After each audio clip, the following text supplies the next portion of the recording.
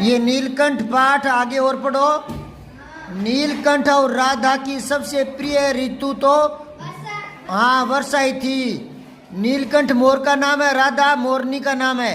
तो बताओ मोर मोरनी को कौन सी ऋतु प्रिय होती है? वर्षा ऋतु में मोर मोरनी नाचते हैं ना। अब आगे देखो, ये नीलकंठ पाठ किसका लिखा हुआ है, कोई बता देगा? जोर से बताओ तो।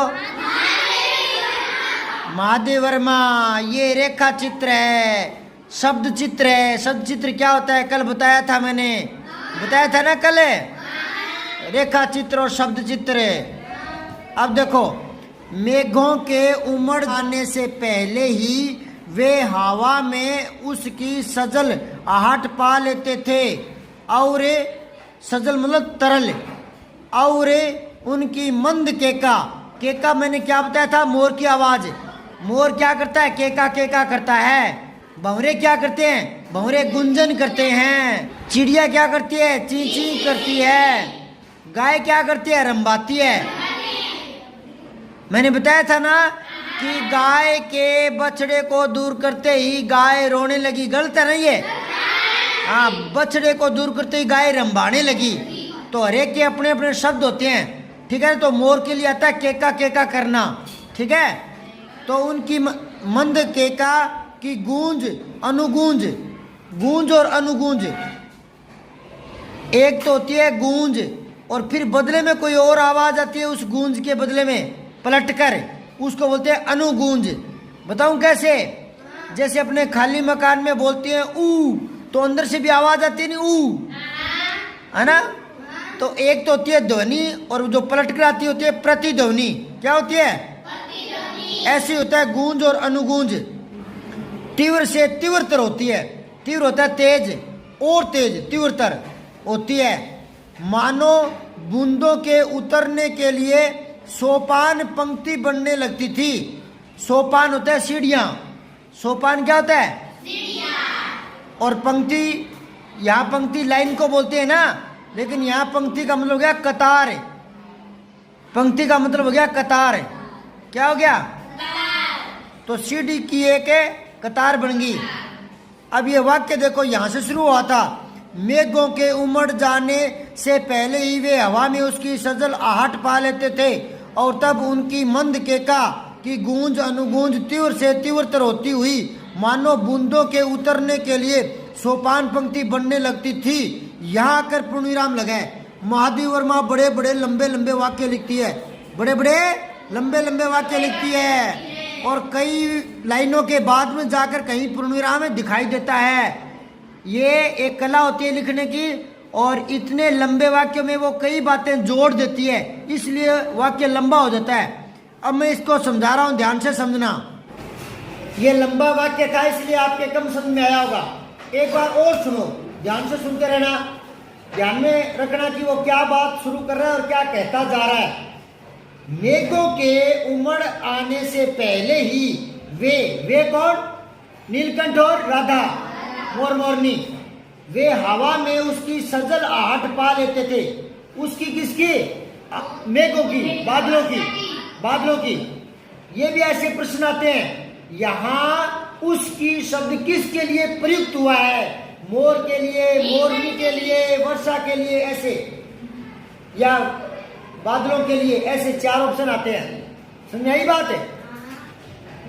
मेघों के उमड़ आने से पहले ही वे हवा में उसकी सजल आहट पा लेते थे और तब उनकी मंद केका, जो धीमी आवाज है मोर की, वो उसकी जो गूंज अनुगूंज है वो तीव्र से तीव्रतर होती हुई मानो बूंदों के उतरने के लिए सोपान पंक्ति बनने लगती थी। अब सिंपल तरीके से मैं समझाऊंगा, बताऊंगा, फिर दोबारा पढ़ना, फिर पक्का माधवी की भाषा समझ में आने लगेगी। वो ये कह रहा है कि जैसे ही मेघ गरजते, बादल गरजने लगते, उसी समय जो मोर की आवाज है वो धीरे से धीरे आगे बढ़ने लगती थी और यूं लगता था जैसे उनकी आवाज तेज होती हुई और बादलों तक पहुंच रही थी। शायद बादल के लिए वो सीढ़ी का काम कर रही थी। शायद मोर की आवाज सुनकर ही बादल उसी आवाज के सहारे बरसने लगते थे। समझाई क्या?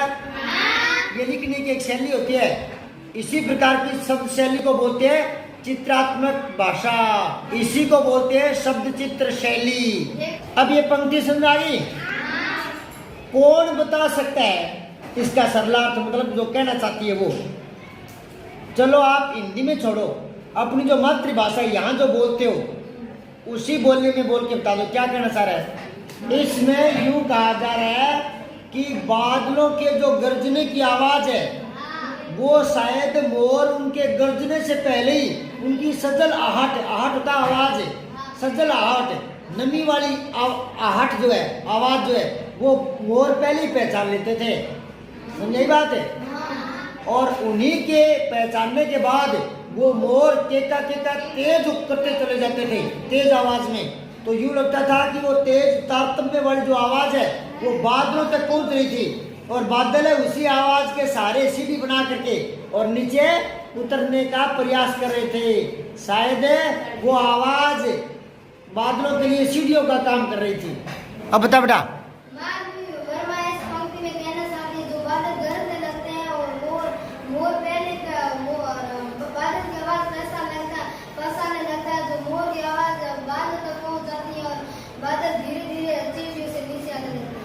वेरी गुड, मतलब कितना लंबा वाक्य इसने भी एक साथ बोल दिया। ये भी आने वाली महादेव वर्मा है। आपके समझ में आ गई? ये बहुत बड़ी बात है यार, इतने लंबे लंबे वाक्य। ये पाठ है ना 9वीं 10वीं 11वीं में लगना चाहिए। आपके 5वीं 6वीं क्लास में लगा देते, इतने हार्ड शब्द समझ में आते नहीं बच्चों के। पर बड़ी अच्छी बात है कि उस महादेव वर्मा ने बता दिया। ये छोटी महादेव वर्मा है, ताली बजाओ। अब आगे भी ऐसे लंबे लंबे वाक्य है, तो प्रत्येक शब्द को ध्यान से सुनते हुए उनका अर्थ दिमाग में रखना बराबर है, ठीक है ना? फिर पूरी लाइन समझ में आ जाएगी। आगे देखो, मेघ के गर्जन के ताल पर ही उसके तन में नृत्य का आरंभ हो जाता। तो मेघ के गर्जन के ताल के साथ है, मतलब बादल जो गरजते थे ना उनकी एक ताल थी, लय ताल, उसके साथ गड़गड़ाहट हो रही थी बादलों की, और उसी ताल के साथ बादलों की आवाज के साथ उनके उसके मतलब मोर के तन में नृत्य का आरंभ होता था। तन में होता है मन लगा करके, यानी ध्यान लगा करके, यानी एकाग्र होकर के। क्या? एकाग्र हो गए, दत्तचित्त और बोलते हैं इसको। तो ऐसा नृत्य आरंभ हो जाता। नृत्य क्या होता है? नाचना। तो मोर का नाचना बादलों की गर्जना के साथ होता। मोर का नाचना बादलों की गर्जना के, हाँ, ये छोटा ही वाक्य है। अब आगे देखो, लंबा बहुत है। अच्छा, इसने गलती कर दी बेटा यहाँ। और से पहले कभी पूर्णविराम नहीं आता, ये गलत छप गया। ये दिख रहा है क्या? पूर्णविराम को एक लाइन से काट दो, पूर्णविराम नहीं आता यहाँ। और से पहले पूर्णविराम है? नहीं आता, कभी भी नहीं आता, ठीक है ना? और है ना, वो योजक शब्द है, दो वाक्यों को जोड़ता है, उपवाक्यों को जोड़ता है। समझ में आ रही बात है? आरंभ हो जाता। और फिर मैं कह रहा था ना ये छोटा वाक्य है, छोटा नहीं है, लंबाई चल रहा है अभी तक, लंबाई। हाँ, ये पूर्णविराम तो भूल से लग गया। और फिर मेघ जितना अधिक गरजता, बिजली जितनी अधिक चमकती, बूंदों की रिमझिमाहट जितनी तीव्र होती जाती, नीलकंठ के नृत्य का वेग उतना ही अधिक बढ़ता जाता, और उसकी केका का स्वर उतना ही मंदर से मंदतर होता जाता। यहाँ पूर्णविराम लगा है, देख लो, पहले वाले से भी बड़ा। समझाई बात है? यहाँ से यहाँ तक 1 2 3 4 5 6 5 6 लाइनों में एक पूर्णविराम लगता है। ये बात समझाई आपके? इसमें तो ज्यादा कठिनाई नहीं है। क्या कह रहा है वो कि मेघ जब बादल गरजते ना तो उनके साथ ही मोर का नृत्य शुरू हो जाता, और वो धीरे धीरे जितना बादल गरजता रहता, जितनी बिजली चमकती रहती, जितनी बूंदों की रिमझिम होती रहती, और नीलकंठ का नृत्य अधिक से अधिक बढ़ता जाता, और उसकी जो केका की स्वर है वो मंद से मंदतर होती जाती, कम हो जाती। सब्सक्राइब करके बेल आइकन जरूर दबाएं।